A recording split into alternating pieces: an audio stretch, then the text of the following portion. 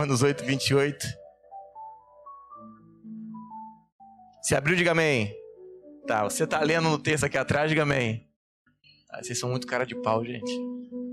Romanos 8, 28 diz assim: sabemos que todas as coisas cooperam para o bem daqueles que amam a Deus, daqueles que são chamados segundo o seu propósito. Você ama a Deus, diga amém. Não, fala até você entender. Você ama a Deus, diga amém.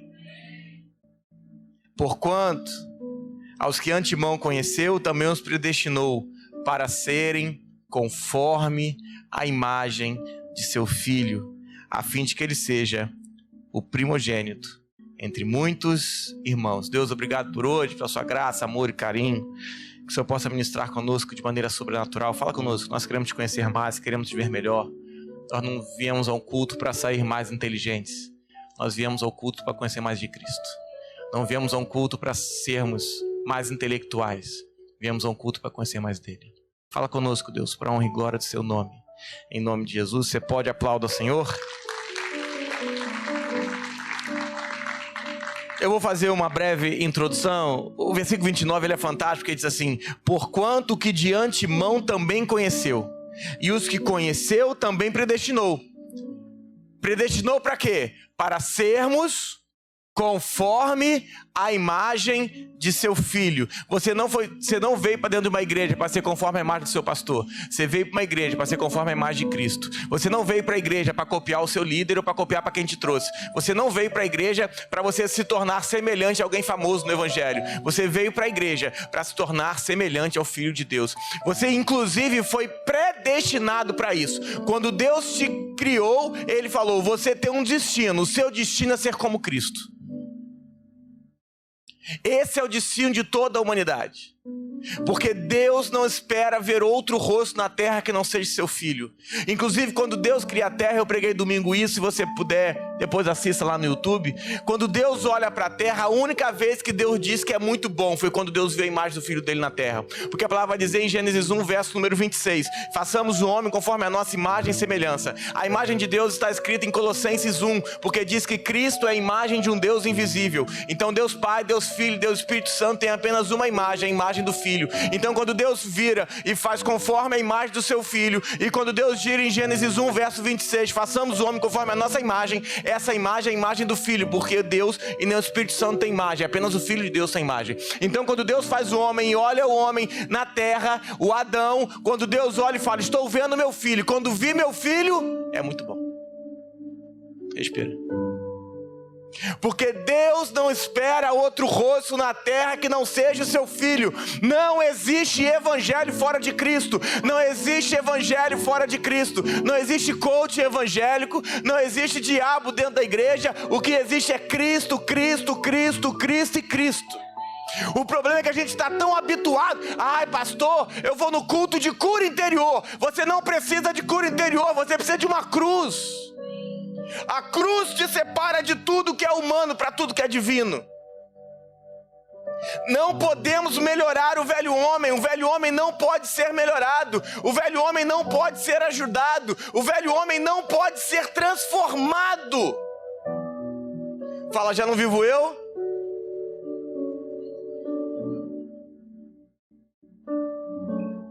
Vai dizer que as coisas velhas se passaram, eis que tudo se fez? Não foi o seu passado que se passou, foi a sua vida no Adão que está passada. Eis que tudo se fez novo, eis que tudo se fez em Cristo, porque Cristo é eternamente novo, porque o estado de envelhecimento é um estado de apodrecimento, porque é contaminado. Não existe contaminação em Cristo. Quem já escutou? O dia que você encontrar uma igreja perfeita, sai dela. Quer ouvir isso? Dobra a sua língua, querido. A igreja é perfeita. Se que eu e você não estamos perfeitos, se não certo, eu e você. A igreja de Cristo é perfeita, imaculada, pura, perfeita. Não existe dolo, não existe nada que não seja de Cristo nela. Nós fomos destinados, predestinados a estarmos algum dia conforme a imagem de Cristo. Então a gente precisa fazer uma reflexão. Se o que eu ouço de evangelho está me levando para uma imagem mais próxima de Cristo, ou se eu nem escuto Cristo mais nas igrejas evangélicas. Respira. Inclusive os pastores foram criados para isso. Não, pastor, isso não é mentira. Não é só você abrir em Efésios. Não está aí não, tá, Tainara? Me perdoa. Efésios 4.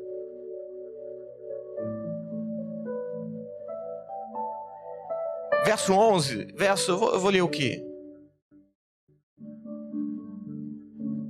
11. E ele mesmo concedeu uns para apóstolos, profetas, evangelistas, pastores, mestres. E amém. 12. Com vista ao aperfeiçoamento dos santos, para o desempenho de seu serviço, para a edificação do corpo de Cristo. Ao 13. Até que todos cheguemos à unidade da fé, ao pleno conhecimento do Filho. Os pastores foram criados para termos a mesma fé, para termos conhecimento do Filho e para estarmos na estatura do varão perfeito. E o que eu menos escuto hoje nas igrejas evangélicas é sobre Cristo. Menos. Precisamos entender que em algum momento a gente se perdeu. Será que o que eu escutei nos últimos 10 anos é evangelho ou não é? Porque não existe evangelho fora de Cristo. E entenda, eu não estou aqui para ministrar o que você quer ouvir. Mesmo que você nunca mais volte. Essa não é minha obrigação com Deus. Porque o texto vai dizer que todas as coisas cooperam. Olha que texto. Irmão, esse texto é um dos textos mais mal pregados de todos os tempos. Porque todas as coisas cooperam não está ligada com a sua felicidade. Quando é que você fala esse texto? Fica chateado comigo não. Quando é que você fala ele? Quando algo dá muito ruim, aí você usa. Não, fica tranquilo, Bruno. Porque todas as coisas cooperam. Tô mentindo? Esse texto não é isso que fala. O texto vai dizer que todas as coisas cooperam para o bem daqueles que amam a Deus, que são chamados segundo o seu propósito. Não tem a ver com sua felicidade, tem a ver com o que está acontecendo, coopera para o propósito ou não. Ainda que você seja triste, se vai cooperar pelo propósito, agarra com a tristeza. Ainda que venha um vento, se vai cooperar com o propósito, agarra com o vento. Pastor, isso não é Bíblia. Então vai me dizer qual o pecado que José cometeu para sentar naquela, para ser condenado igual ele foi? Ele contou um sonho para os irmãos, foi preso. Chegou para uma mulher, para Potifera. A Potifera, não é o nome dela não, do marido. A Potifera vira, ele não quer transar com ela, ela condena ele, sai pelado, vai preso. O que ele fez? Nada. Fica preso na prisão sem fazer absolutamente nada. Mas todas as coisas... Ué, mas cooperou, mas ele foi preso. Cooperou e ele foi injuriado, porque ele não transou com a mulher. Cooperou para a felicidade dele? Não, cooperou para o bem de quem? Do propósito. O que está acontecendo com a sua vida coopera para o propósito. Ainda que você esteja orando para Deus tirar da sua vida. Ezequiel, se você vai ler depois com calma, era um sacerdócio de cativos, porque Ezequiel vivia com um povo de lamentações. Porque um povo que se lamenta vai receber um sacerdote de cativo, porque murmurador não suporta governo. Porque o murmurador precisa de alguém que atenda às suas necessidades. Abre lá em Ezequiel 40.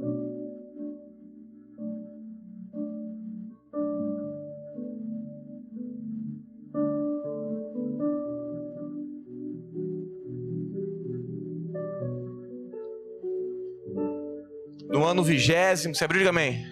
Você está lendo. No ano 25º do nosso exílio, no princípio do ano, no 10º dia do mês 14 anos após ter caído a cidade, nesse mesmo dia veio sobre mim a mão do Senhor e ele me levou para lá. Esse povo era fisicamente e mentalmente escravo. O povo do deserto, que saiu do Egito como escravo, eles estavam no deserto, mas a mentalidade ainda era de escravo. Moisés, me bota de volta para lá, porque lá pelo menos eu comia. Irmão, você era escravo, e você está pedindo para Moisés te mandar de volta?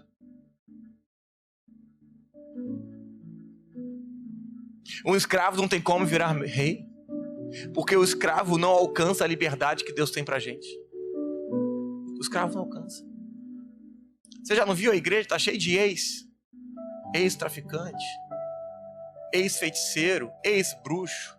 Irmão, alguém que se encontrou em Cristo não é ex-nada, porque não existia vida fora de Cristo. Se ele está precisando contar o passado dele, ele não sabe ainda nem qual é o futuro dele. Porque o dia que você enxergar o seu futuro, a sua vida é anulada, você só quer saber de Cristo. Para virarmos reis, vamos ter que ir numa cruz. Jogar essa mente de escravo na cruz. Mente escrava não serve para reinado. Então é isso que Deus fez, nos deu a mente dele, a mente de Cristo, é o que o texto vai dizer. Nos deu a mente de um rei. E quanto mais perto de Cristo, mais conscientização eu tenho do que eu tenho que abandonar. Se tem uma pessoa consciente de evangelho, ela é Paulo. Paulo vira e fala assim: eu, Paulo, início da caminhada, eu, Paulo, um pecador. Meio da caminhada, eu, Paulo, um grande pecador. Final da caminhada, eu, Paulo, o maior de todos os pecadores. Não condiz com a vida de Paulo. Não condiz. Não condiz porque se tem alguém que escreveu sobre verdades eternas, foi Paulo. Metade do Novo Testamento é Paulo que escreveu. Então não condiz com ele falar, eu, Paulo, um grande pecador. É que quanto mais verdade Paulo enxergou, mais problema enxergou em si. É assim que é da igreja. Eu me converti bem novinho, apesar de hoje ter meus 18 anos ainda. Eu me converti com 22 anos. Antes vocês perguntam, eu tenho 42, fiquem tranquilos. As pessoas que você tem 18 mesmo? Não.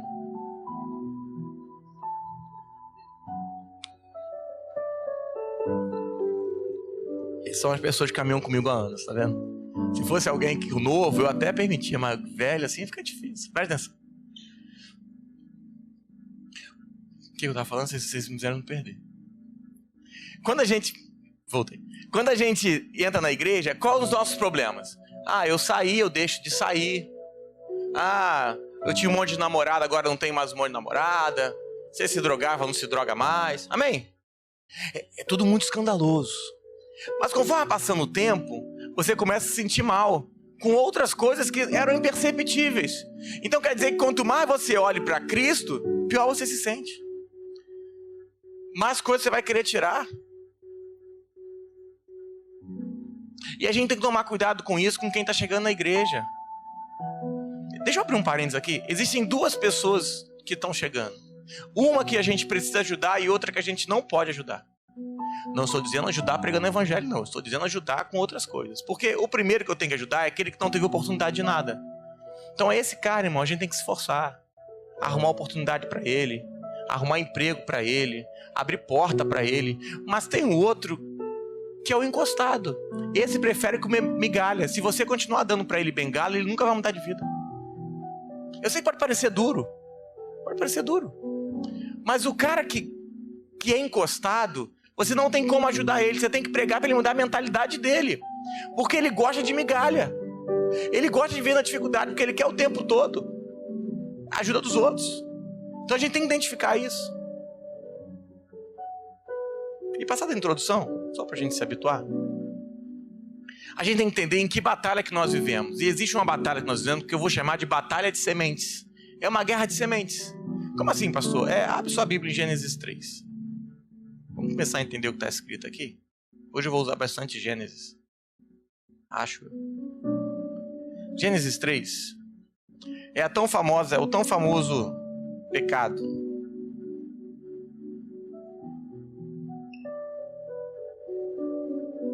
Gênesis 3.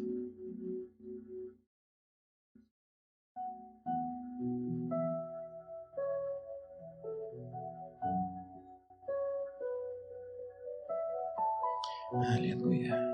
Gênesis 3, verso de número 15, vai dizer assim. Isso. Porém, inimizade entre ti e a mulher. Tá falando para a serpente, tá? Entre a tua descendência e o seu descendente. Em outras versões está escrito, entre a tua semente e a semente dela. Esta te ferirá a cabeça, e tu lhe ferirá o calcanhar.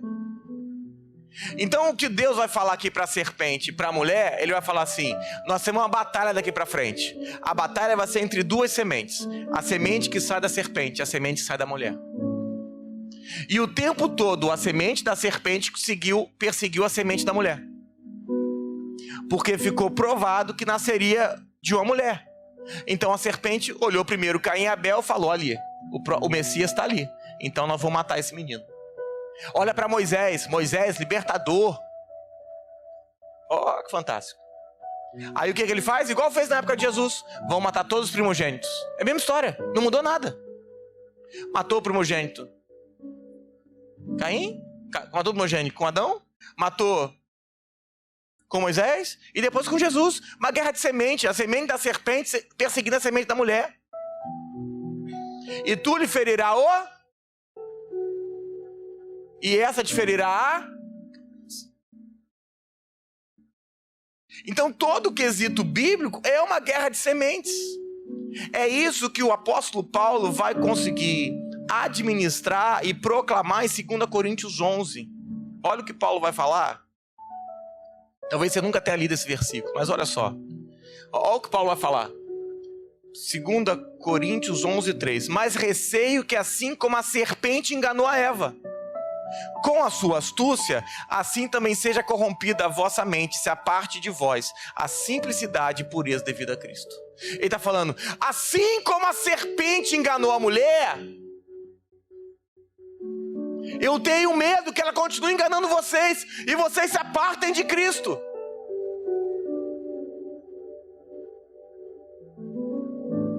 O Adão era sensacional, irmão. A gente tem que entender que o Adão, antes de cair, o Adão ele tinha uma capacidade que pouca gente tinha. Porque o Adão, ele gozava da capacidade de dar nomes às coisas, de criar as coisas, de fazer as coisas como Deus. Eu costumo brincar com o pessoal. Você consegue olhar para um elefante e chamar o elefante de bezerro? Não, porque isso acontece. Eu consigo olhar... Tem gente que vai olhar para o Wallace e vai falar assim, você tem nome de Gabriel. Quem já passou por isso? Isso é ridículo, mas a pessoa olha para você e fala assim, nossa, não tem nome de Ashley não, você tem nome de Suzana. Quem já viu isso? Então a gente consegue renomear as coisas, mas você nunca olhou para o elefante e falou, podia ser bezerro, né? Você pegou a capacidade do Adão? Você consegue fazer isso com as pessoas, não chamou cachorro de gato, falou, o cachorro podia ser gato, não podia? A capacidade do Adão era tão grande, que o que ele nominou, nem você consegue nomear diferente. E ele fez isso com a mulher, porque o nome da mulher nunca foi Eva. Respira. Nunca foi Eva. Quem deu o nome de Eva para a mulher foi o Adão. O nome da mulher sempre foi Adão. Tá, me perdoa, mas eu vi muita cara assim, não. Gênesis 5, verso número 2, para você ficar chateado comigo. Não, porque tem coisa que as pessoas pregam. 5, 2. Olha o texto. Você botou aí? Não, né? Eu tô mais rápido que você. Diz assim, ó. Homem e mulher os criou. Não, botou. E os abençoou. E lhes chamou. Vamos ler de novo, porque é interpretação de texto. Homem e criou. E os abençoou. E chamou o seu nome de quem? Do homem e da mulher. Respira. Deus, quando chamava Adão, quem olhava? Os dois. O Adão é uma figura de Cristo. E a mulher é uma figura da igreja. A pergunta que não quer calar hoje, se Deus chamar Cristo, será que você olha?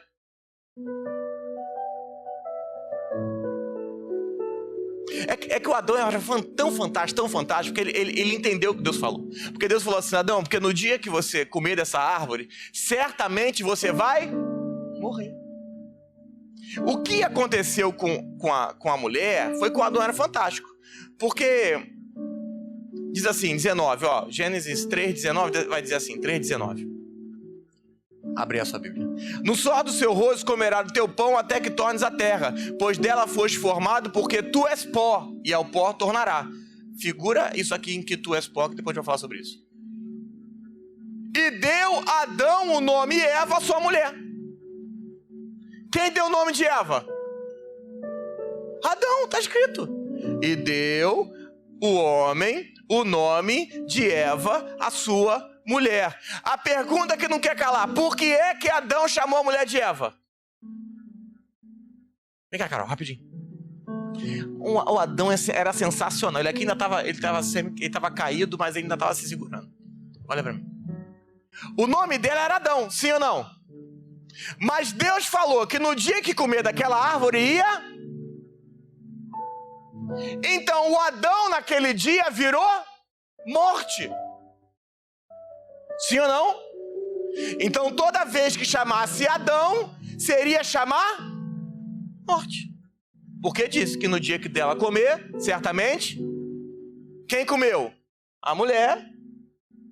Por isso que eu falo, irmão, se você é casado, nunca deixe sua mulher te alimentar. Nunca. Porque no dia que a mulher alimentou um homem, ele saiu do jardim, querido. No dia que a mulher deu comidinha pro homem, amor, eu fiz uma comida pra você. Foge. Foge, fala assim, eu prefiro o meu próprio alimento, filha. Vai atenção. O Adão entendeu, você vai morrer. Então agora o nome do Adão era morte. Ele automaticamente vira pra mulher e chama ela de Eva. O que é Eva? Vida. Ele fala assim, eu vou morrer, mas você vive. Porque com Cristo foi assim também.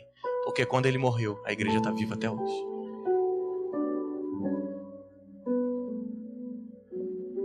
A questão é em que momento nós deixamos de chamar de semente da serpente e começamos a chamar de carne.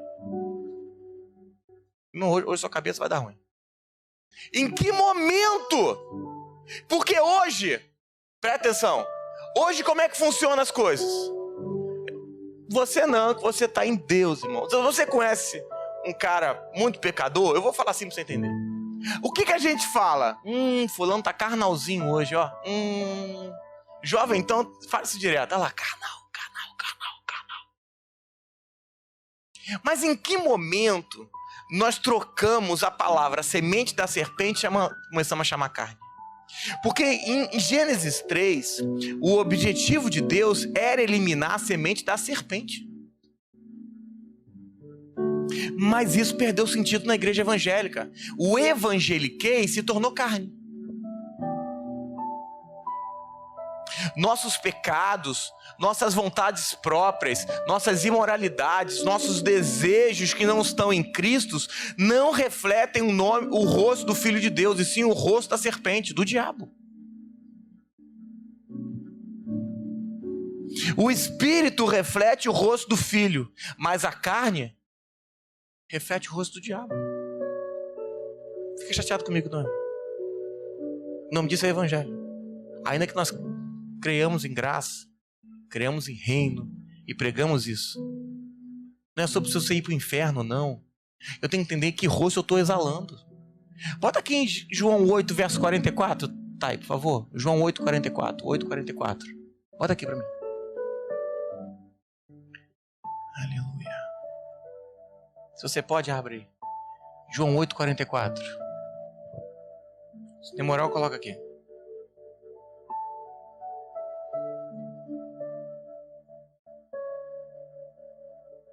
Isso. Vós tendes por pai ao diabo e quereis satisfazer os desejos de vosso pai. Ele foi homicida desde o princípio. Presta atenção. Você tem por pai o diabo. Quem tem por pai o diabo? Quem quer satisfazer os desejos do vosso pai. Tem um texto que é fantástico, é o texto de João 5,19. Olha que fantástico esse texto. Grava esse texto que eu vou juntar ele com 5,19. João 5,19. Diz assim: então Jesus falou, em verdade vos digo que o filho nada pode fazer se não ver o pai fazer. Pegou? Então está dizendo assim, que o mentiroso, eu vou chamar de pecador para a gente entrar no contexto, ele tem por pai o diabo. Por quê? Porque ele está vendo o pai fazer e repetir. Porque o texto de João 5 está dizendo que um filho não pode fazer nada que não vê o pai fazer. Qual é o problema então de quem está pecando? Simples, está olhando para o diabo em vez de estar olhando para Cristo. Porque o filho só faz o que ele vê o pai fazer. Qual é o problema do pecado? Não é um problema de atitude, é um problema de vista. Qual é o que você tem olhado? Porque o que você tem olhado reflete o pai que você tem. Porque o filho não pode fazer nada que não vê o pai fazer. Não pode. Jesus só fez porque viu o pai fazer. As nossas atitudes refletem uma natureza. É por isso que não adianta eu mudar o seu comportamento, eu tenho que mudar a sua natureza. A terminologia carne retirou a responsabilidade das coisas. Em toda carne, em todo pecado, em toda imoralidade, em toda mentira, em toda fofoca, existe um rosto diabólico. E fica triste comigo, não, irmão. Só que nós fomos intoxicados, envenenados desde o jardim. E o texto Romanos 8, 28 e 29, ele é fantástico, que nós fomos predestinados a sermos conforme com a forma de. A nossa forma é Cristo. Fora de Cristo é tudo conformidade do diabo. Tudo conformidade do Adão.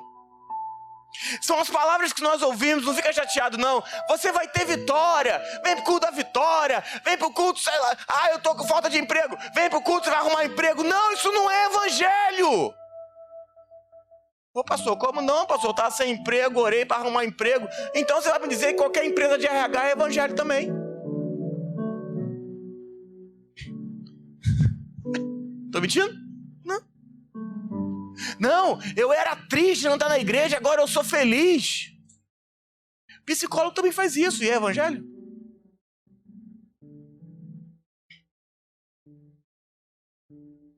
Na igreja eu encontrei amigos. Você não tinha amigos antes, não? E por ter amigos agora é evangelho? Não, irmão, o evangelho tem um rosto conforme a imagem de seu filho. O evangelho, nada fora de Cristo é evangelho. Então quer dizer que no dia que você perdeu o emprego não é mais evangelho? E eu e meu marido viemos muito... E entenda, eu creio nisso tudo. Nosso Pai é o dono do ouro e da prata. Jesus se fez pobre sendo rico para que na sua pobreza nós enriquecêssemos. São todos textos que eu creio. Mas o que eu estou dizendo é, no dia que Deus quiser tratar você, deixou de ser evangelho? É o diabo? Você está em Cristo ou está em Deus? O problema é que nós temos uma igreja que não sabe se está em Cristo. Fala assim, já não vivo eu, mas se Cristo vive em você, que poder ter um diabo sobre a sua vida? Eu tomei uma seta do diabo. Que Deus é esse? Que Cristo vive em você, você está com medo do diabo? Eu fui tomar conta de um casamento, pastor, saí de lá, a fúria do cão. Irmão, você não conhece Jesus então. Você foi lá tratar comportamento, você não foi lá falar de Cristo. Porque é possível tratar de casais sem Cristo. Meu sogro e minha sogra têm 30, quase 40 anos de casado. Minha sogra se converteu agora. Então eles são casados, tem Cristo, é isso? O evangelho não é uma mensagem de autoajuda. O evangelho é uma mensagem de ajuda que veio do alto. Você não pode se ajudar, não tem condição nenhuma. Você tem que ser transformado à imagem dele. Nada em mim, você pode ser Cristo. Nada no Adão antigo pode ser Cristo, nada. Qual é a palavra que eu ouço? Qual é a imagem que eu vejo? Com certeza é aquilo que vai ser externado. Eu brinquei domingo lá, em Curicica, eu falei assim, o que é dois casais? O que são um casal brigando? O que é um casal brigando? Dois desviados brigando. Eu duvido que alguém espiritual consiga brigar com a sua esposa. Porque é tudo pequeno demais. Ou a gente admite que a gente perdeu os olhos de Jesus em algum momento, ou a gente está arrebentado. Ou a gente admite que em algum momento nós nos perdemos da palavra. Ou está tudo errado. O nosso problema não é a vontade, é que a gente está se alimentando da coisa errada. Ouvimos mensagens de um Deus que provê. E eu creio num Cristo que é provedor, amém? Deus não tem todas as coisas. Cristo é todas as coisas. Eu repito. Porque a palavra vai dizer que não há judeu nem grego, nem circuncisão, nem bárbaro, nem cita, mas Cristo é tudo em todos. Então Cristo é tudo. Não é que ele tenha tudo que você queira. Ele é tudo. Porque tudo fora de Cristo é nada. É por isso que a palavra vai dizer que ele diz que eu sou o caminho. Ou seja, não há caminho fora de mim. Eu não tenho um caminho, eu sou o caminho. Meu nome é caminho. Você chama de Jesus, mas o meu é caminho. Eu sou a verdade. Eu não tenho uma verdade, eu sou a verdade. E eu sou a vida. Eu não tenho outra, eu tenho a vida. Fora de mim nada é vida. Fora de mim tudo é mentira, tudo é engano. Então a pergunta que nós temos que fazer é: que Deus provedor é esse? Porque não há provisão antes da cruz. Eu não posso pregar que Deus vai enriquecer você se você nem se converteu ainda, porque Deus não quer financiar o velho homem. Deus não quer financiar a velha criatura. Pra quê? Pra você ganhar dinheiro no bolso e trair sua esposa? Acabar com seu casamento? Achar que você é Deus? Mas pós a cruz, ele é a provisão, ele não tem a provisão. Deus enviou a sua provisão para essa terra. Ela morreu há 2000 anos atrás, querido, para te dar uma vida em abundância. A sua vida nunca vai ser em abundância. A vida em abundância é a vida dele que foi morar em mim e em você. É por isso que diz: crucificados estamos em Cristo, ressuscitados estamos nele. Deus quer trabalhar com uma igreja ressuscitada e não com uma igreja que sequer foi crucificada, porque não existe edificação antes da cruz. Pastor, não escutei isso. Mas isso é evangelho. Isso é evangelho. Deus preparou uma cruz para matar o velho homem. Como é que vai financiar o velho homem, gente? É que a igreja não trata mais de velho homem ou novo homem, porque acha que as pessoas vão sair da igreja. Eu continuo pregando. Se você quiser vir semana que vem, você vem. Se não quiser, eu tô tranquilo, irmão. A igreja continua se alimentando da árvore errada. É agradável aos olhos, dá desejo, mas vai te matar, querido. Tem aspecto do que vive, mas está morto. É o texto de Apocalipse 13, verso 1, olha o texto. Eu acho que é Apocalipse 3, verso 1.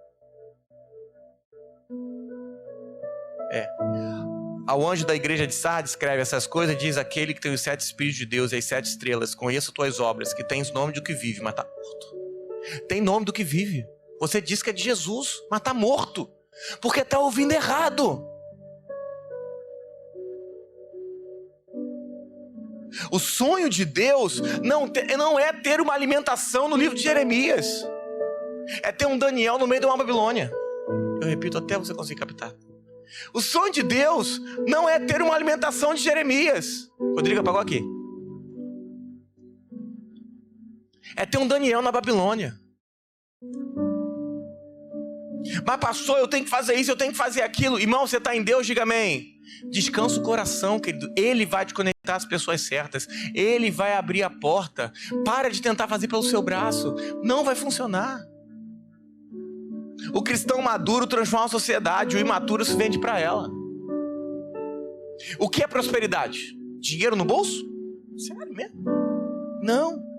Prosperidade à luz do novo pacto é dizer que eu sou governado por Cristo. Porque escravo quer dinheiro, mas não quer governo. O problema é que nós temos uma igreja baseada em necessidades. É só botar tema bonito. Que você vai fazer isso, vai dar certo a sua vida, vai dar errado. Ô irmão, não é sobre estar certo, a sua vida dar certo ou dar errado, é sobre estar em Cristo e fora de Cristo. Não é sobre dar certo ou dar errado, é sobre estar em Cristo ou fora de Cristo. O que é certo e errado diante de Cristo? Quantos têm filhos aqui? Diga, levanta a mão. Você mataria o seu filho? Você mataria o seu filho? Por alguém que não merece? E se Deus te falar que isso foi amor? Que ele matou o filho dele por causa de mim e de você. Então nem amor a gente consegue entender sobre a visão de Deus. A gente, quando escuta que Deus é pai, pega logo o exemplo dos nossos pais e fala: Deus é um pai igual ao meu pai. A gente, quando pega que o Espírito é consolador, a gente se perde. A gente se perdeu. A gente se perdeu do que é evangelho de fato. E estamos indo para a igreja e nos perdemos de Cristo. Pastor, que isso, pastor? Ou a gente reflete nisso? Que, eu preguei isso um dia. Esse texto de Apocalipse, ele foi escrito anos antes do apóstolo Paulo fazer a pregação, 50 anos antes do apóstolo Paulo fazer a pregação sobre amor. Não sei o que do amor, 1 Coríntios 13. O amor isso, o amor aquilo outro, o amor não é isso, o amor é aquilo. 50 anos depois, a igreja estava sem amor, se perdeu. 50 anos depois, a igreja se perdeu. Se com a pregação do apóstolo Paulo eles se perderam, o que vai acontecer daqui a 50 anos com nossos netos? Qual é a pregação que nós temos hoje? Eu repito. Eu tenho um filho de 8 anos. Com a pregação que ele escuta hoje nas igrejas. Graças a Deus aqui não. Quando ele tiver 30 anos, ele está dentro de uma igreja? A igreja é cheia de vaidade. A igreja hoje virou um reino ou virou um império? De homens gananciosos, vaidosos, que dizem pregar a Deus. É a igreja hoje? Ou você está ali para satisfazer as vontades do seu líder? E nós temos 4 processos em Ezequiel 40. Abre lá, Ezequiel 40.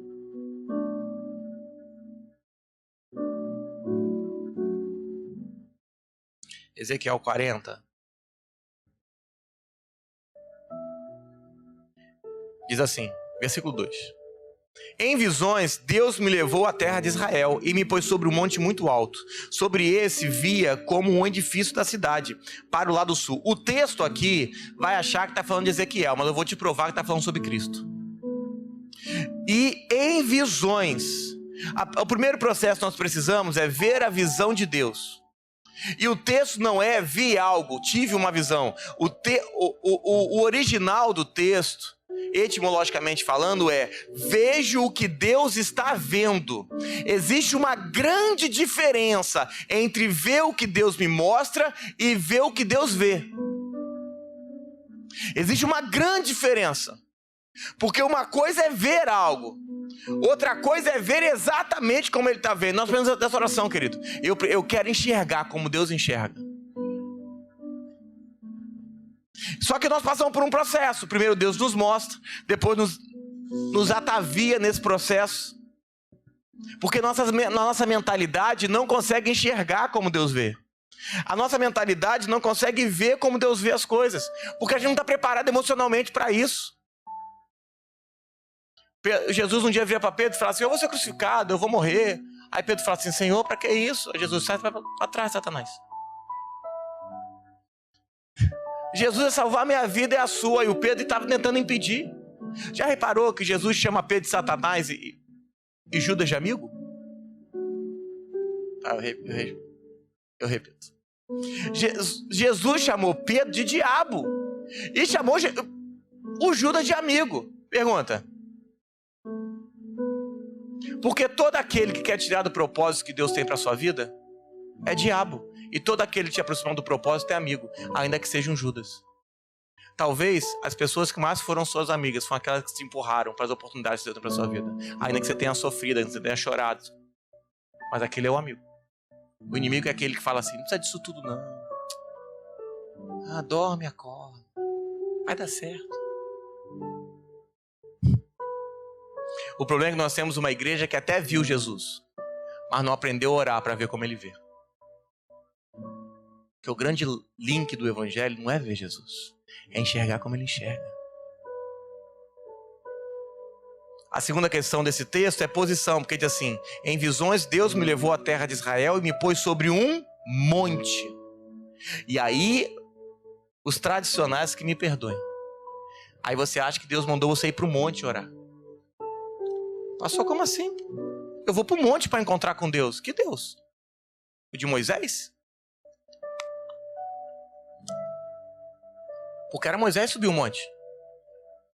E conversava face a face com Deus. Mas você não vive o Deus de Moisés. Você vive o Cristo em... Que monte você precisa subir para encontrar com Deus? Que monte? O monte que Deus quer que você suba é o de Efésios, que diz que assentados estamos com Cristo em lugares celestiais.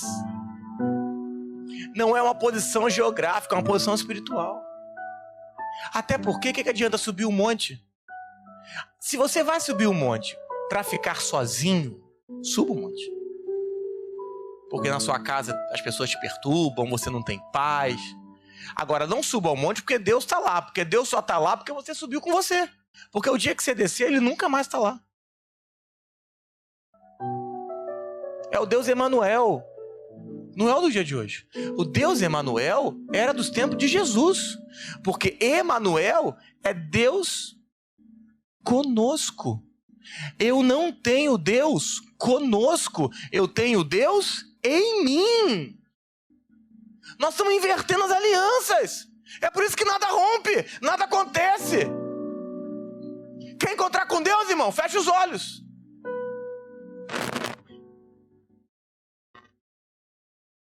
Quer encontrar com Deus? Fecha os olhos. É por isso que eu prego aqui. Você quer conhecer mais de Cristo? Diga amém.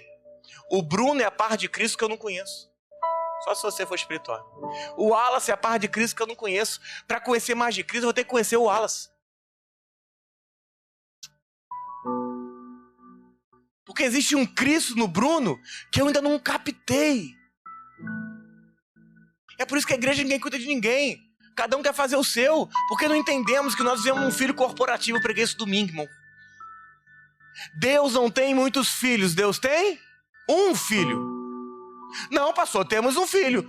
1, 2, 3, 4, 5. Não. Deus não conta nada fora do seu filho. Nada.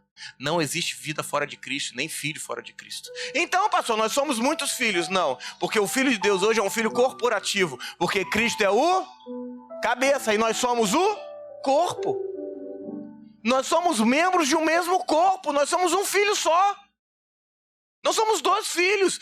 Deus não chega numa igreja e conta, fala, caramba, hoje tinha 5.000 pessoas. Deus chega numa igreja e diz, o que não for uma, pode sair. Nem serve para nada. Mas eu faço a obra, eu evangelizei um com meu filho. Sai. Pastor, que é isso, pastor? Deus não matou o seu filho, porque não foi o diabo que matou Jesus, foi Deus que matou o filho. Por isso Jesus falou, ninguém pode tirar a minha vida. Deus não tinha conta com o diabo. Jesus morreu para pagar uma conta com Deus. Senhor, se possível, afasta de mim esse. Existia um cálice que quem ia tomar era eu e você, de Deus. A cruz é o lugar em que o amor de Deus, a misericórdia de Deus, paga a conta para a justiça de Deus. Não tem diabo, o diabo nunca foi inimigo de Deus.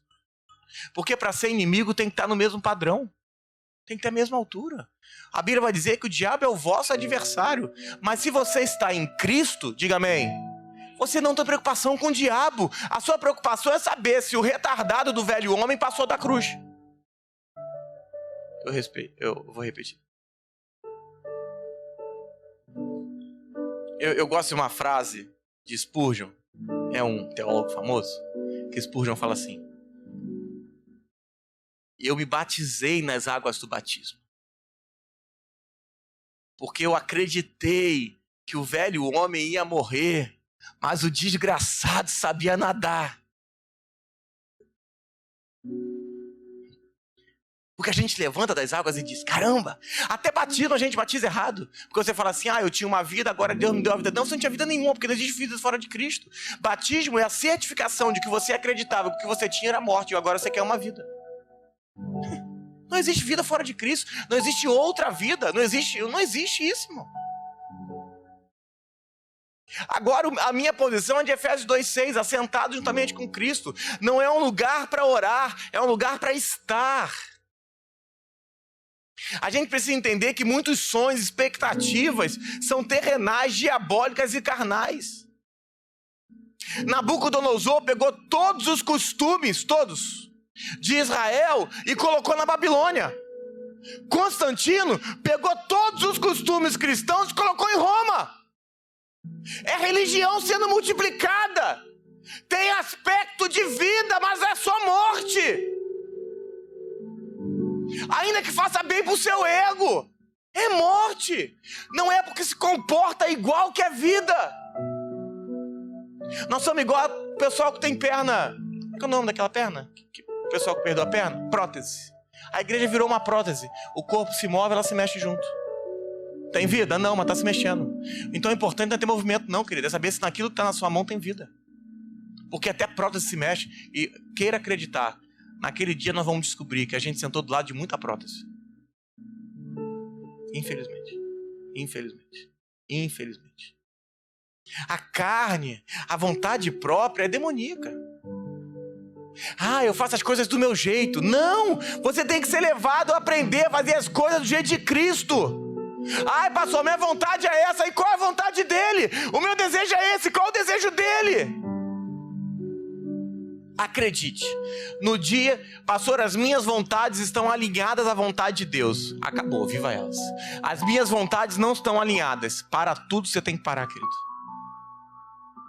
E ao entender que as suas vontades não são suas vontades, são vontades demoníacas, eu duvido que você vai querer continuar com elas. É que a igreja diminuiu o poder das palavras. Não. Ele tá só emocional. A frase do momento. Ele é almático. Não, irmão. A atitude dele é diabólica. Ele não é almático. Não diminua as palavras, porque vai suavizar. Tadinho. É a alma dele gritando. A alma dele gritando. Jesus pregava com a mente de cima, os discípulos com as mentes de baixo. Agora a próxima questão que eu tenho que enxergar é o corpo de Cristo, que foi o que aconteceu lá em Ezequiel 42. É o que ele vê. Em visão Deus me levou à terra de Israel e me pôs sobre um monte muito alta. E eu vi um edifício. O edifício vai falar do corpo de Cristo. Ao nos distrairmos, não enxergamos o que Deus quer. E Deus quer que a gente enxergue o corpo.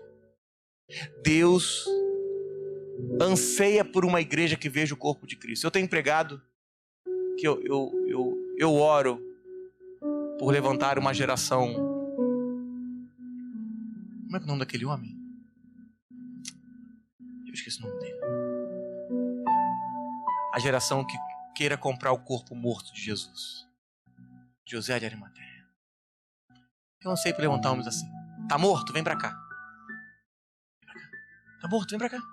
Eu não sei pra uma geração que queira tocar no corpo morto de Jesus. Porque o dia que ele ressuscitar, querido, ninguém vai dar conta disso. O problema é que a gente tá querendo tocar só em gente que tá viva. Tá voando. Podia vir aqui pra igreja. Não, querido. Não. Traz os casamentos que estão acabados. Traz os miseráveis. Traz os que estão perdidos. Quem está bem, deixa estar bem. Se ele acha que aquilo é bem, deixa ele. Traz quem está precisando de uma palavra. Porque eu creio que quando começar a andar, querido, para de se distrair. Deus quer que você olhe para o corpo. Para de se distrair. Ezequiel 43 vai dizer assim: ele me levou para lá, e eis que um homem cuja aparência era como de bronze. Fala assim, ele primeiro viu a cidade, o corpo, e depois viu o homem. Bronze vai falar de condenação. Estava de pé na porta, e ele tinha na mão um cordel de linho e uma cana de medir. Então agora, depois que vê o corpo, ele vê o Cristo. É o mesmo texto de Apocalipse, quando diz que João ouviu uma voz por detrás, olhou, e quando viu os 7 castiçais, e os 7 castiçais representam as 7 igrejas. E depois de ver os 7 castiçais, ele vê um no meio, como filho do homem. É o mesmo texto. Aqui, em Ezequiel, ele primeiro vê o edifício. Depois de ver o edifício, ele vê o Cristo. O homem de bronze vai falar de condenação.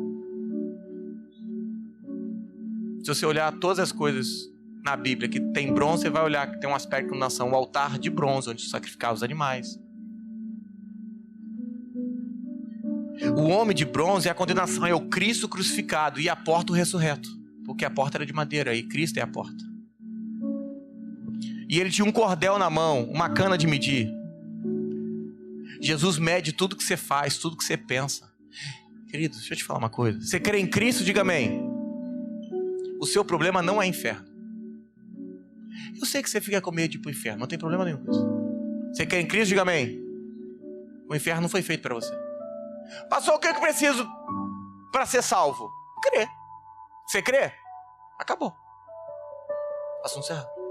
O seu problema é o tribunal. Porque vai chegar um dia que você vai estar de frente para ele. Ele vai levantar o cordel e falar: agora vou medir tudo que você pensou, tudo que você fez, todas as suas atitudes, toda a sua vida, todas as suas escolhas. A partir dali você define seu reino. Como é que você vai reinar? Sendo disciplinado ou reinando junto com ele? 1000 anos da sua vida. Mas esse é um assunto um pouquinho mais complexo, que nós já vamos entrar em reino no que vem, pra gente só pregar sobre reino aqui, acho que em 6 meses. Como você nunca viu na vida. O seu problema não é inferno.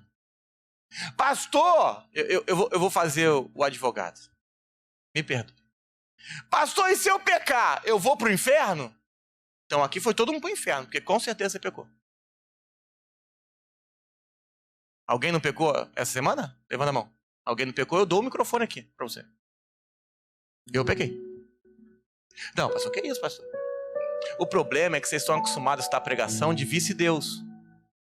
Querubim, vice-querubim, vice-serafim, vice-presidente do céu.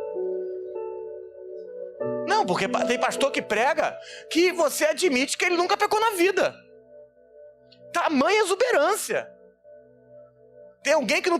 O texto da ceia, então, ele é ótimo e lindo. Não, porque diz aqui, aquele que come e bebe indignamente. Come e bebe sem discernir e para a condenação da própria vida. Que é isso, gente?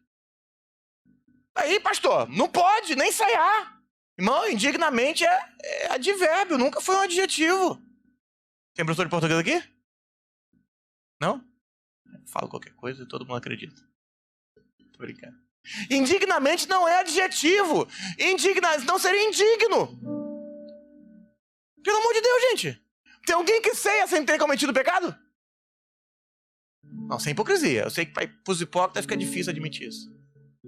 Não, porque é difícil. Eu sei que no primeiro momento choca. Mas tem alguém que ceiou em algum dia e não pecou? Aquele que não cometeu pecado? Mas fica tranquilo, que aquele que não cometeu atirou a primeira pedra, porque Jesus é a pedra angular. Ela veio do céu, diretamente para a nossa cabeça.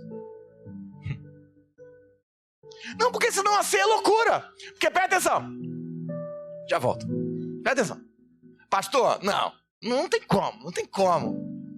Então eu não vou ceiar porque eu pequei. Eu não estou aprovando o seu pecado, não, amém? Somos uma sala madura, amém? Porque senão parece que a gente está pregando a favor de pecado. Pecado e Cristo andam completamente opostos. Não existe como viver em Cristo e querer viver em pecado. Ponto. Antes que alguém fale que eu estou aprovando o pecado de alguém. Não. Mas presta atenção. Não vou ceiar não, porque eu pequei. Aí você diz assim: o sangue de Jesus purificou todo mundo na sala, menos a mim. Mas o contrário é o pior. Quando você fala assim: não pequei, posso ceiar. Então você diz: não preciso do sangue dele. É melhor pensar no que a gente faz antes de fazer. Eu sei que a gente aprendeu errado, mas precisa refletir. E não, volta a repetir. Não estou aprovando pecado. Eu só estou colocando as coisas. Ah, pastor, mas pregando assim as pessoas vão fazer o que elas quiserem. Se é casado, levanta a mão. Se eu mandar você adulterar, você adultera? Ah, mas eu mandei, eu sou pastor, pô. Vou botar uma placa na sua casa, grandona. Você vai entrar na sua casa e eu vou escrever lá: pode adulterar. A Bíblia diz e o pastor afirma. Você vai adulterar, sim ou não? Então você está me provando que não é porque você viu que você vai fazer. Pelo amor de Deus, gente. Quanto mais livre em Cristo, menos pecado eu quero ter. Olhar para Cristo é não olhar para o pecado. Mas pastor, se a gente não falar de pecado, as pessoas vão fazer o que elas querem. Irmão, você me desculpe, mas isso é contrário ao que a gente vive. Porque nos últimos 20 anos de Brasil, a gente só escutou sobre pecado. E a igreja nunca foi tão corrupta, tão suja, tão hipócrita, tão vaidosa. Mas por quê? Olhou para o pecado. Não olhou para Cristo. E você copia aquilo que olha. Acabei de ler o texto. Tudo aquilo que você focar é o que você vai copiar. Jesus vai medir eu e você, querido. Eu e você. Nossos pensamentos, nossos sentimentos. Não, pastor, pensamento Jesus falou, se teu olho direito te faz pecar, irmão, arranca fora. A graça é mais séria do que a lei. Porque na lei, adultério era transar. Ninguém adulterava na lei por dar uma viradinha de pescoço. Que isso, hein, caramba? Isso nunca existiu na lei. Adultério? Não. No Novo Testamento, olhou. Adultério. Pecado. O nível de exigência da graça, ela é infinitamente maior do que o da lei. Nem se compara. O que é graça, pastor? Uma oportunidade que nós temos de viver como Jesus viveu nessa terra. Se a pregação não leva as pessoas a Cristo, tem alguma coisa errada, querido. Mas pastor, que história é essa de terreno, animal e diabólico? Não foi eu que disse, não. Foi a Bíblia, Tiago 3. Porque às vezes a gente parece... Eu me sinto assim às vezes. As pessoas vêm escutar e parece que a gente está pregando algo tão longe, tão longe, tão longe, que nem parece verdade. Então se você está aqui hoje pela primeira vez, não fica chateado, não. É sempre assim. Infelizmente. Eu fico chateado. Tem dia que a gente chora. Tiago 3:13 vai dizer assim: quem entre vós é sábio e inteligente? Mostre mansidão de sabedoria mediante contigo proceder e suas obras. Já viu que os sábios e inteligentes são os mais vaidosos? Os mais impacientes? 14. Se pelo contrário tem convosco o coração inveja, amargura, sentimento faccioso, nem vos gloriei disso, nem mintais contra a verdade. Esta não é a sabedoria que desce lá do alto. Ela é terrena, animal e demoníaca. Eu repito até você entender. Esta não é a sabedoria que desce do alto. Antes é terrena, animal e demoníaco. Pois onde houver inveja, sentimento faccioso, aí há confusão e toda espécie de coisas ruins. A sabedoria, porém, lá do alto, primeiro é pura, depois pacífica, depois indulgente, tratável, plena de misericórdia e de bons frutos, imparcial e sem fingimento algum. A sabedoria da terra é terrena, animal e demoníaca. Fora de Cristo, tudo é terreno, animal e demoníaco. É por isso que eu disse, não é sobre um ser almático, é sobre um ser terrenal, animal e demoníaco. Por mais que você possa pensar que é uma palavra forte. Tudo fora de Cristo é terrenal, animal e demoníaco. Não é... Entenda, eu sei que o que a gente ouviu não é o que está escrito. É o que está escrito, mas a gente não entendeu. Porque existiam duas árvores, as principais no jardim. A árvore da vida e a árvore do conhecimento do bem e do... O que parece hoje? Parece que o mal é demoníaco. Mas a árvore do conhecimento também era do bem. Então não existe nada bom fora de Cristo e nada mal fora de Cristo. Tudo é terrenal, animal e demoníaco. Ai, mas eu estou ajudando, estou fazendo isso. Terrenal, animal e demoníaco. Passou, mas é bom para Cristo? Terrenal, animal e demoníaco. Engano, mentira, não são questões de atitude, são naturezas. É a semente da serpente. Você não tem que ficar chateado com a pessoa. Ela que está comendo a semente errada. Porque quando a serpente fala, manifesta veneno. Falar sempre vai induzir a natureza que estamos. Quando a serpente fala com Eva, automaticamente ela tem a natureza dela modificada.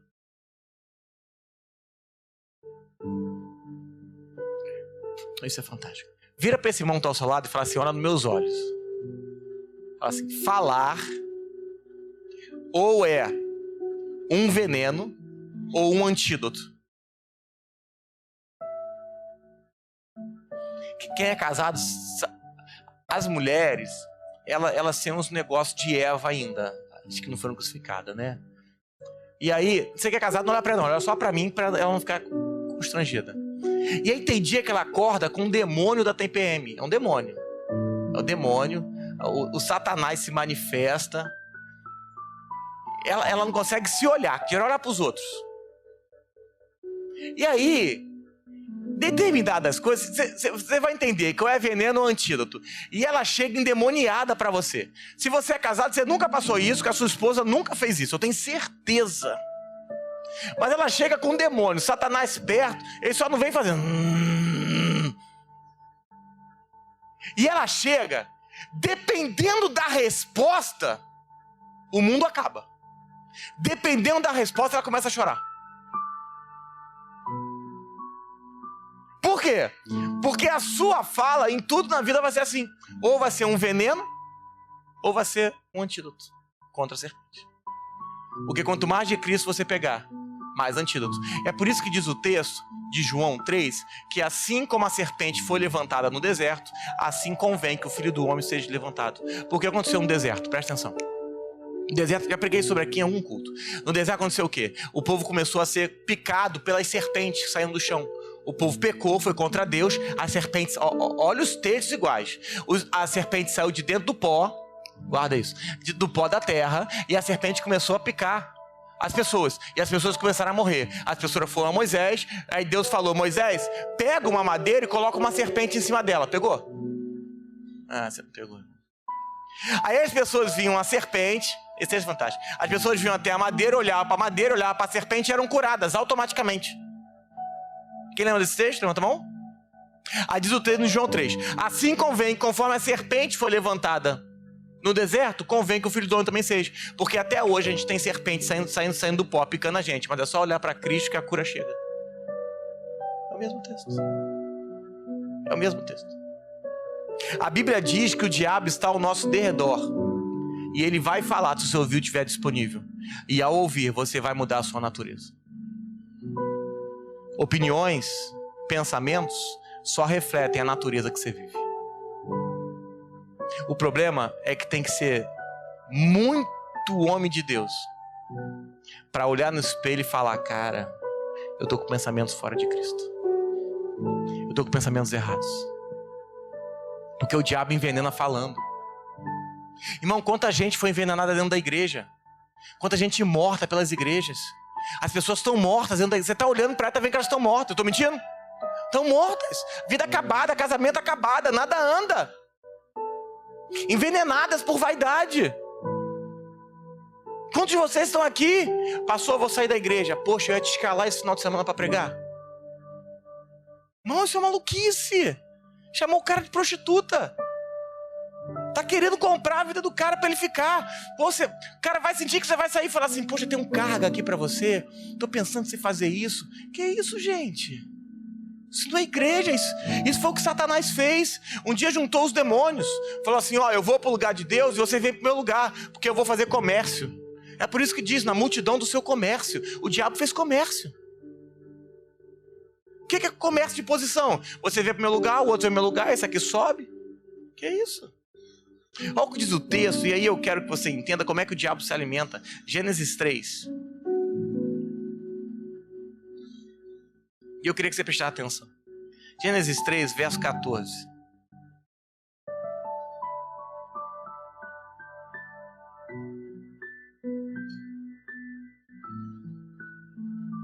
Presta atenção.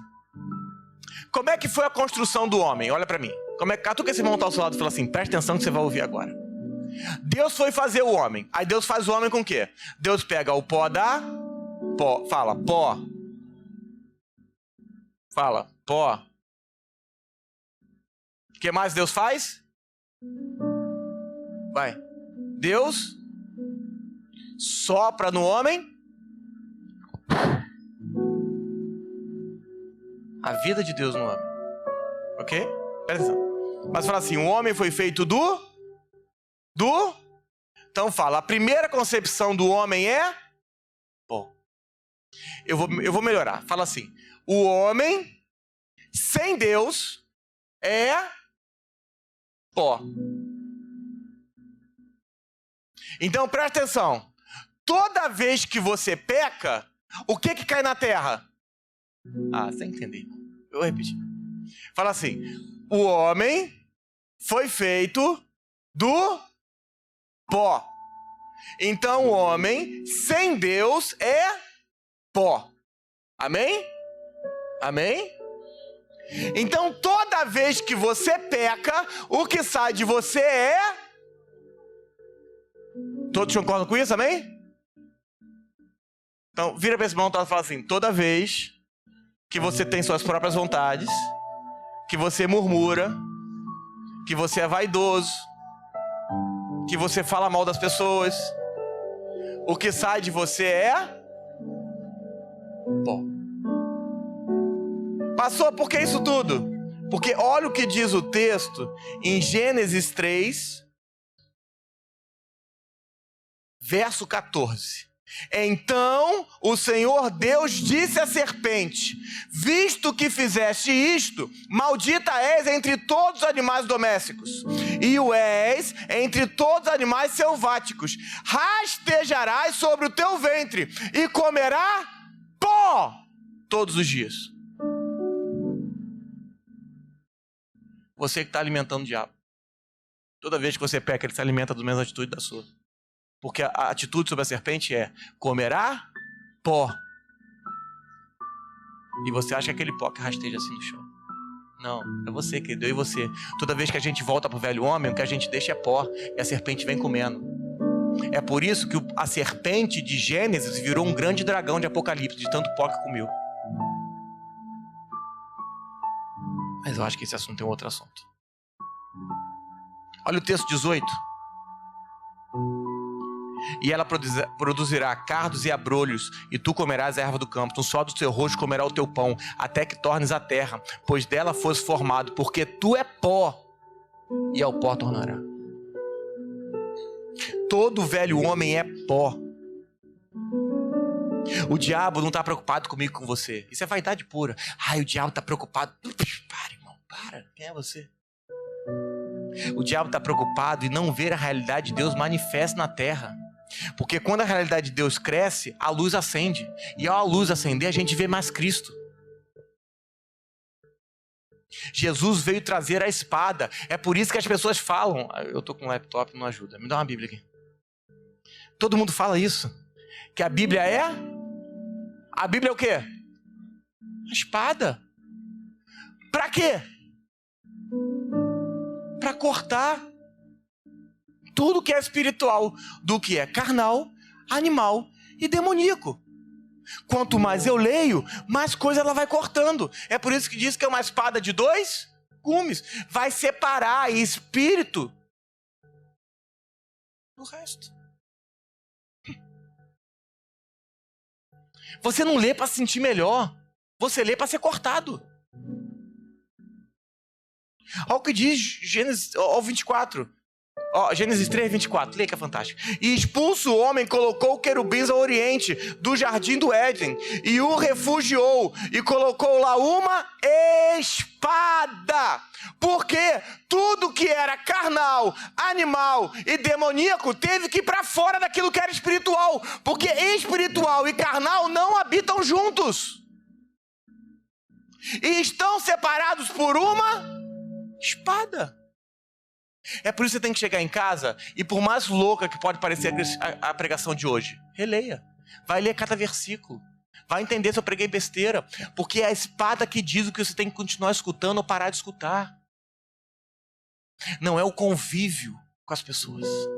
Eu gosto da igreja lá porque a igreja é tão sociável. Vai jogar bola, irmão. Bola também é sociável. Vai reunir os amigos, sexta-feira à noite, todo mundo é sociável. Isso não é igreja. Igreja é espada. Está na Bíblia? Fico. Não está? Tchau. Passou que radicalismo é esse? Não, irmão. A igreja perdeu muito tempo escutando aquilo que não era evangelho. Quantos lembram das duas mães que foram até Salomão? Quantos lembram aqui? As duas mães. Duas mães, o que acontece? Elas têm filhos próximos, cuidados próximos, duas crianças. Uma dormiu sobre a criança e a criança morreu. A outra pegou a criança, trocou a criança. Foram as duas diante do rei. Não, é meu filho, a outra é meu filho. A uma é meu filho, a outra é meu filho. Salomão pega uma. Uma. É que a gente acha que são só textos históricos. Pega uma, levanta e vai matar o filho.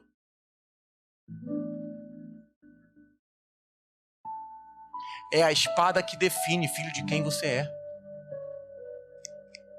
É a espada que vai definir, filho, de qual mãe você é. Se da mãe escrava ou se da mãe livre. Como diz, nós temos duas gerações. É o texto de Gálatas 3. É tudo o mesmo texto. É o texto de Gálatas 3. Nós temos duas gerações. A geração da Sara e a geração da escrava, da Agar. A primeira é escrava com a Jerusalém de cima. A segunda é livre com os filhos de baixo. O problema não é filho de qual pai você é. É filho de qual mãe você é. De uma mãe que te dá frutos livres ou de uma mãe que te torna escravo. E a mãe é a igreja.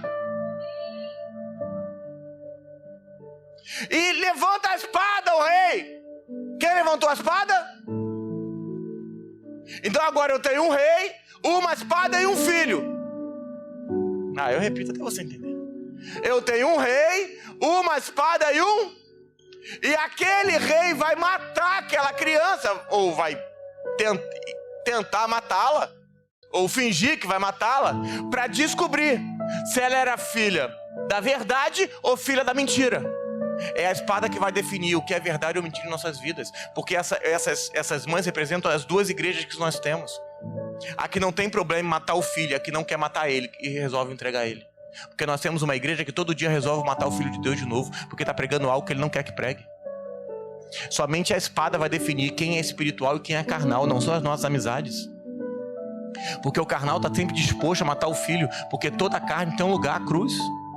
Pecado é questão de natureza do diabo. Com uma visão mais ampla, entendemos que não podemos ser só embaixadores de Cristo. Nós precisamos ser conformados à imagem do Filho. Nossos desejos definem o Pai que temos. Toda vez que substituímos o Filho, o que entra é o diabo e o engano. O problema é que a gente quer ser como Moisés, como Davi. Mas eu tenho orado por uma igreja que queira ser como Cristo. Qual é o seu personagem principal da Bíblia? Cristo. Qual a sua história preferida? Cristo. Porque se não olhar Cristo, se olhar Moisés e não ver Cristo, não adianta nem ler sobre Moisés. Se olhar Davi, não, pastor, não tem como eu fazer isso não, pastor. Chega de externarmos semente do diabo em casa, na igreja, no trabalho. O importante é que agora que eu escutei de Cristo e tenho escutado, é não perder ele de vista. Só que Deus não vai dar um aumento de luz e uma nova revelação se eu não honro a revelação atual. O problema é que nós temos uma igreja que está sempre buscando coisas novas. Mas você está vivendo as antigas primeiro? Eu quero escutar tal coisa, eu quero outra coisa nova. Não, irmão, vive primeiro o que você está escutando hoje. E depois Deus vai te entregar algo novo. A luz que eu recebo, a revelação que eu recebo precisa se tornar permanente.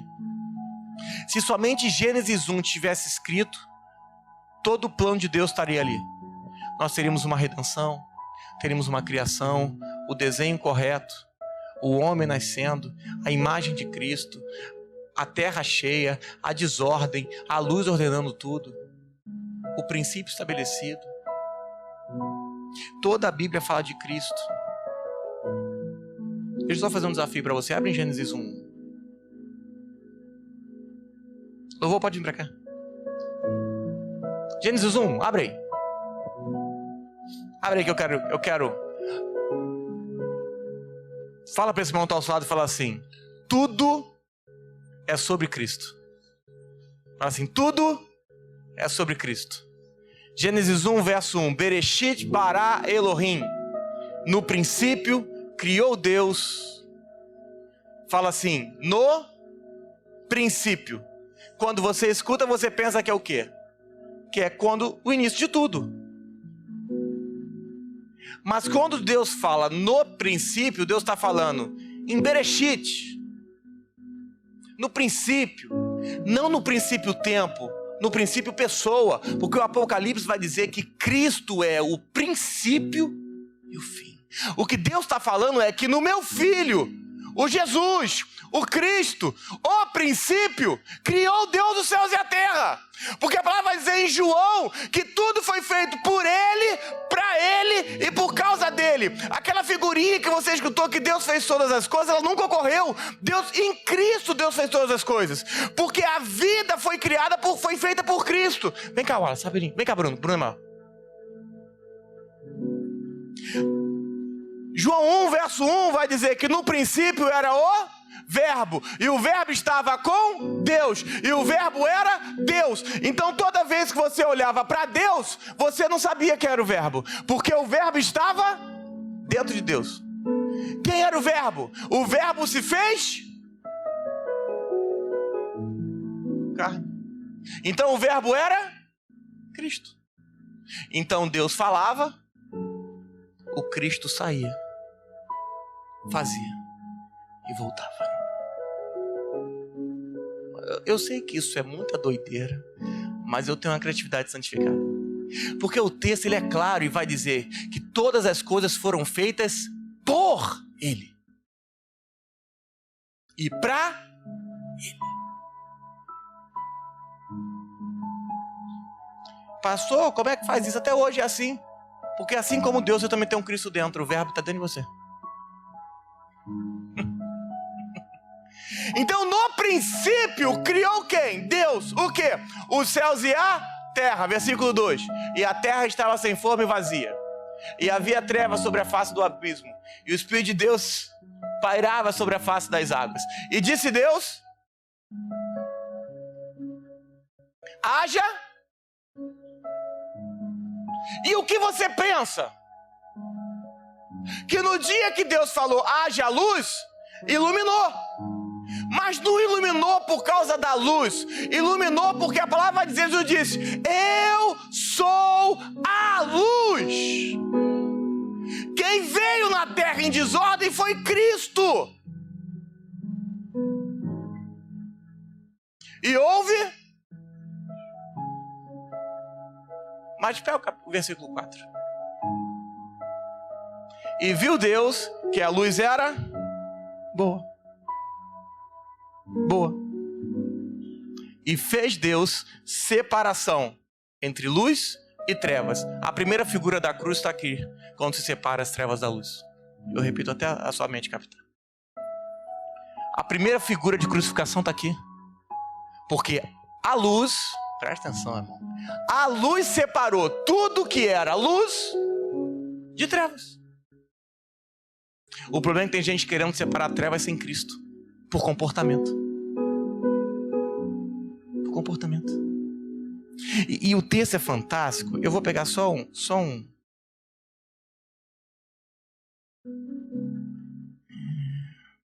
Acha o terceiro dia aí pra mim. Acha o terceiro dia. Quarto dia.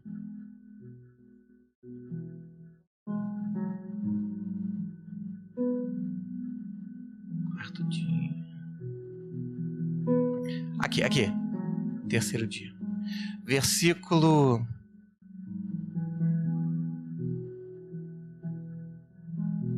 Versículo 9. Presta atenção, que texto fantástico, ó.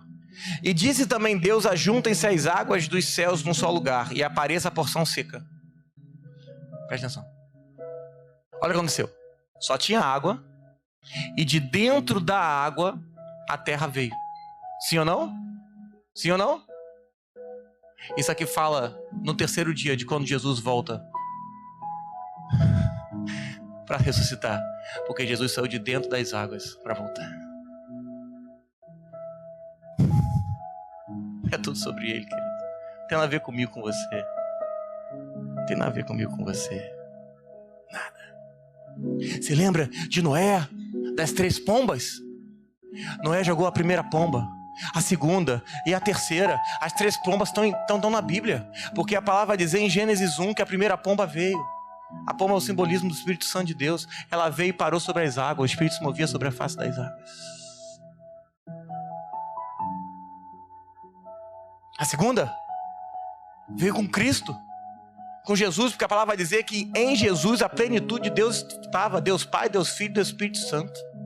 E a terceira foi quando Jesus falou: eu enviei outro Consolador. Noé enviou 3 pombas, mas Deus também enviou 3. É o mesmo texto. É o mesmo texto. A igreja precisa sair de Moisés, de Adão e voltar para Jesus, querido. Existe uma natureza que envenenou a gente em busca de um conhecimento que nunca foi de Deus. Deus não quer que você busque conhecimento, Deus quer que você busque vida. Eu termino aqui. O nosso principal erro,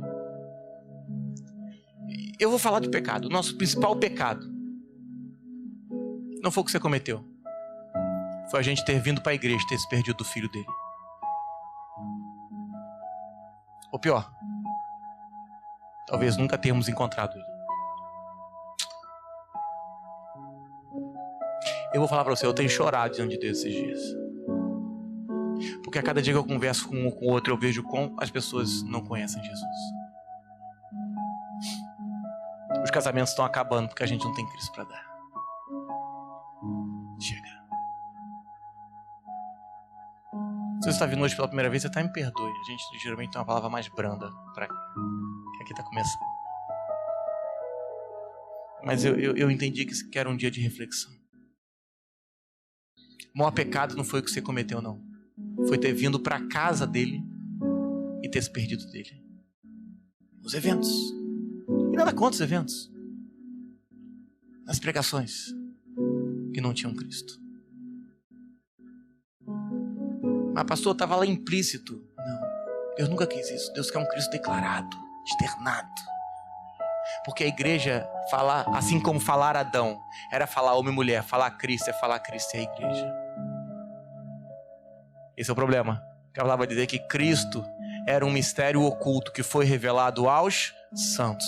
E aí eu tenho só um pensamento.